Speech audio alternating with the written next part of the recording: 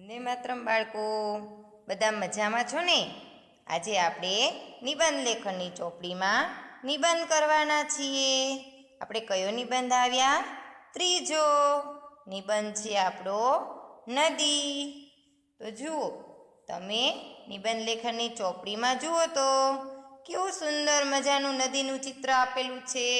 નદીની આજુબાજુ સુંદર મજાના ડુંગરા છે. નદીની અંદર શું હોય?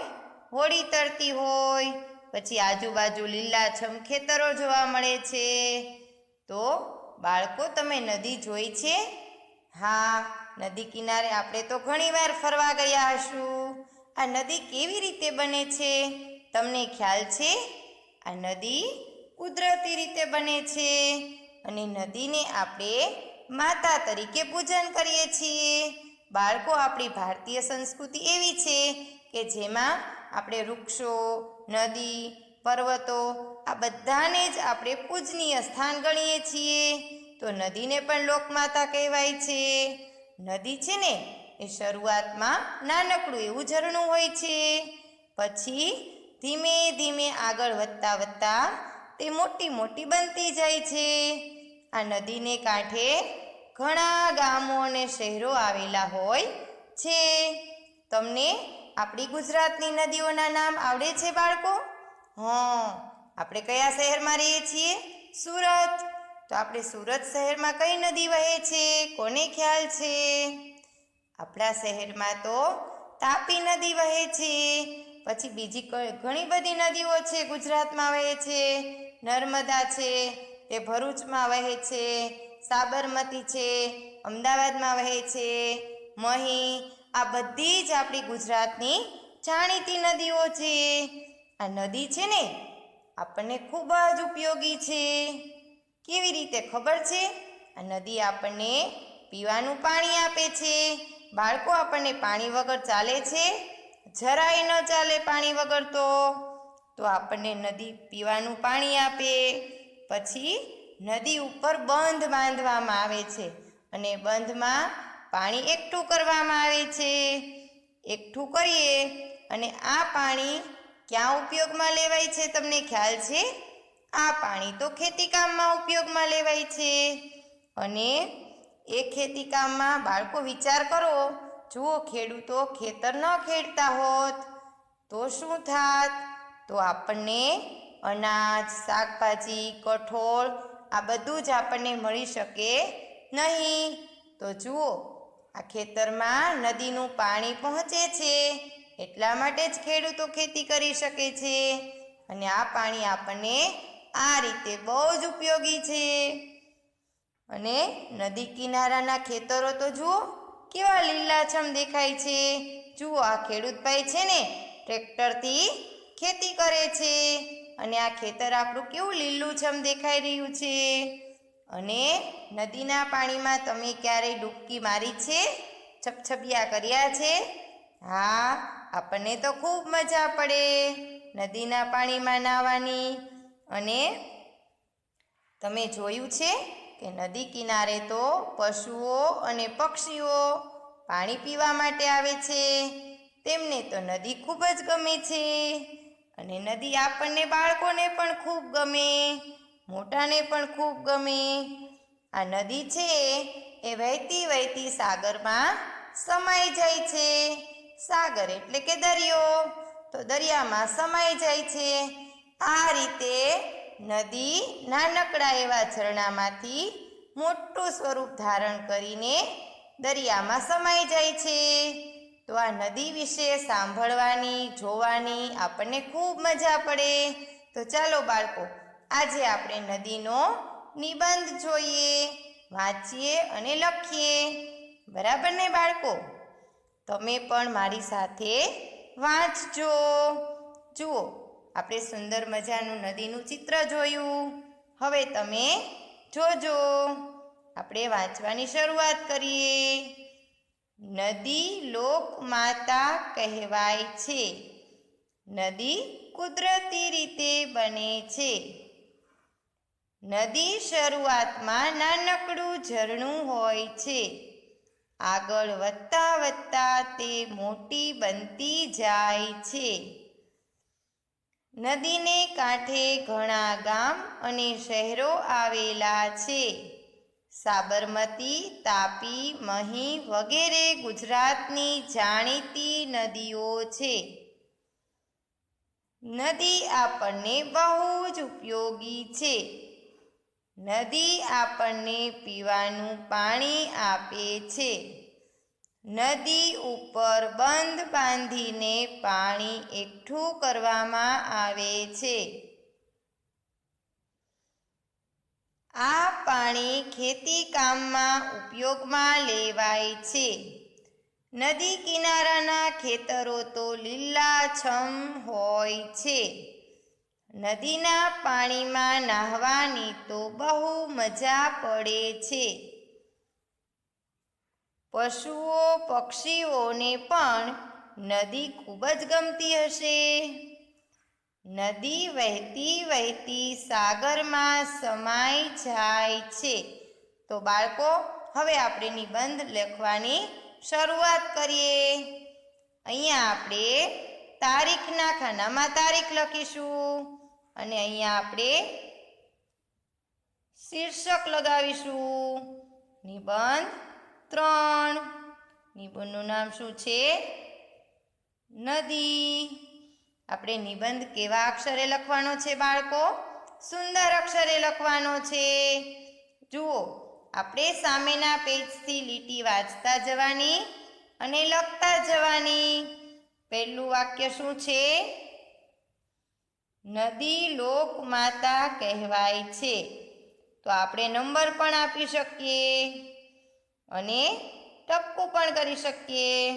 તો આપણે નંબર આપીએ. નદી લોકમાતા કહેવાય છે.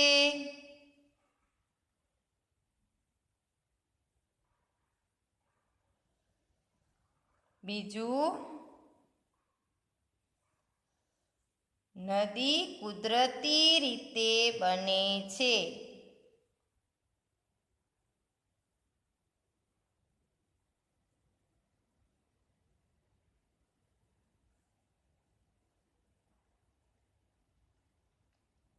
આપણે નિબંધ લખતી વખતે ખાસ જોડણી બાબતે કાળજી રાખવાની અને બંને શબ્દો વચ્ચે જગ્યા છોડતા જવાનું. આપણું ત્રીજું વાક્ય શું છે? નદી શરૂઆતમાં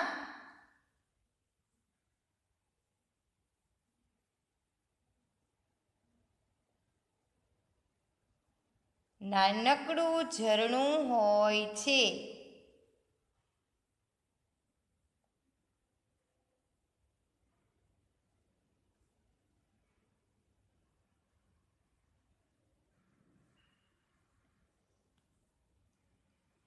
ચોથું વાક્ય,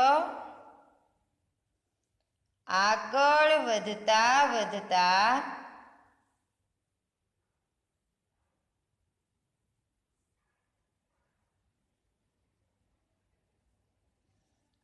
તે મોટી બનતી જાય છે.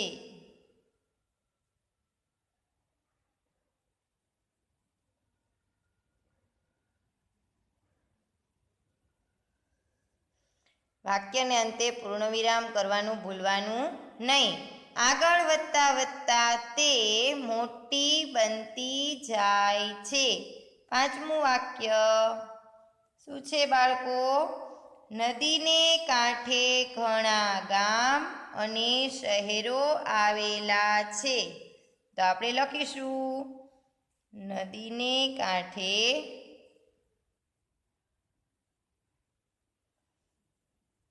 ઘણા ગામ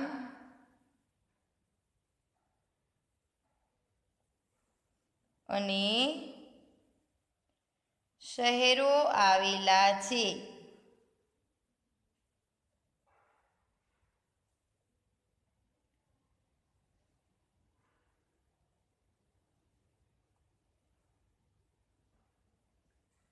છઠ્ઠું વાક્ય,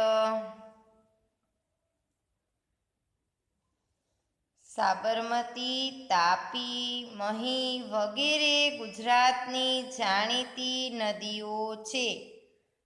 તો આપણે લખીશું સાબરમતી, પછી અલ્પવિરામ તાપી, અલ્પવિરામ મહી વગેરે ગુજરાતની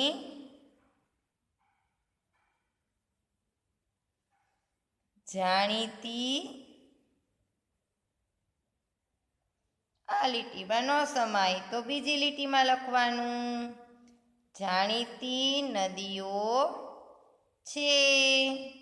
વાક્યને અંતે પૂર્ણવિરામ. 7મું શું વાક્ય છે? નદી આપણને બહુ જ ઉપયોગી છે. તો આપણે લખીશું નદી આપણને બહુ જ ઉપયોગી છે.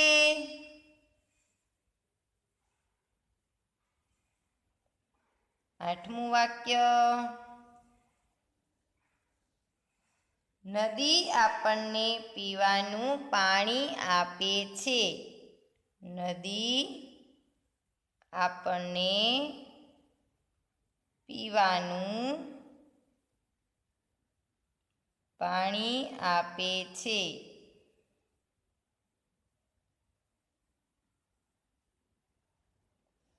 પછીનું વાક્ય 9મું વાક્ય, નદી ઉપર બંધ બાંધીને પાણી એકઠું કરવામાં આવે છે. નદી ઉપર બંધ બાંધીને પાણી એકઠું કરવામાં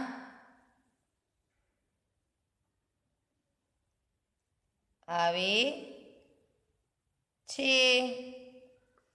પછીનું 10મું વાક્ય, આ પાણી ખેતીકામમાં ઉપયોગમાં લેવાય છે.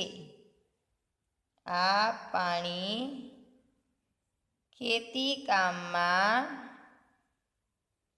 ઉપયોગમાં લેવાય છે.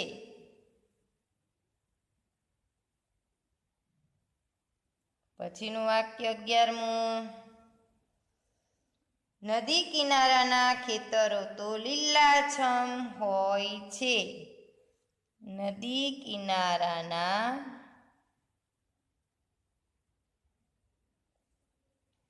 ખેતરો તો લીલાછમ હોય છે.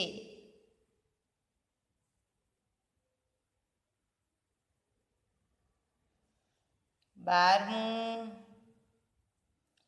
નદીના પાણીમાં નાહવાની તો બહુ મજા પડે છે. નદીના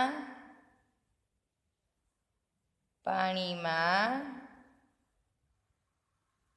નહાવાની તો બહુ મજા પડે છે. પૂર્ણવિરામ. પછીનું વાક્ય 13મું, પશુઓ પક્ષીઓને પણ નદી ખૂબ જ ગમતી હશે. પશુઓ પછી અલ્પવિરામ પક્ષીઓને પણ નદી ખૂબ જ ગમતી હશે. હશે પછી આવું ઉદ્ગાર ચિહ્ન આવશે. પછીનું છેલ્લું વાક્ય, નદી વહેતી વહેતી સાગરમાં સમાઈ જાય છે. નદી વહેતી વહેતી સાગરમાં સમાઈ જાય છે.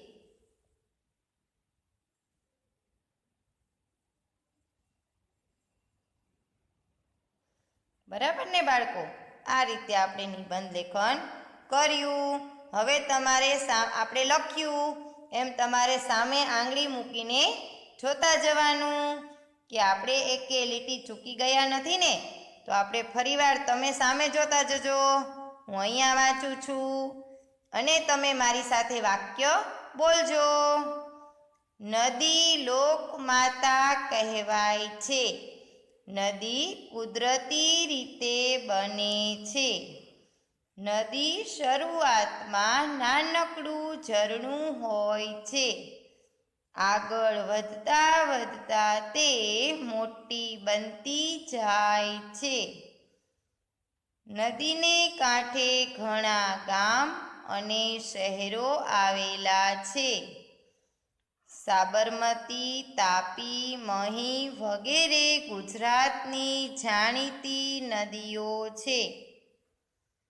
નદી આપણને બહુ જ ઉપયોગી છે. નદી આપણને પીવાનું પાણી આપે છે.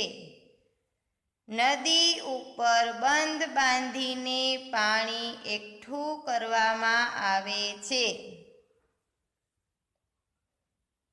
આ પાણી ખેતીકામમાં ઉપયોગમાં લેવાય છે. નદી કિનારાના ખેતરો તો લીલાછમ હોય છે. નદીના પાણીમાં નાહવાની તો બહુ મજા પડે છે. પશુઓ પક્ષીઓને પણ નદી ખૂબ જ ગમતી હશે. છેલ્લું વાક્ય, નદી વહેતી વહેતી સાગરમાં સમાઈ જાય છે. તો બાળકો, તમે પણ નિબંધ લેખનની ચોપડીમાં આ નિબંધ સુંદર અક્ષરે લખી લેજો અને યાદ રાખજો. આપણે ફરી મળીશું. આવજો. વંદે માતરમ.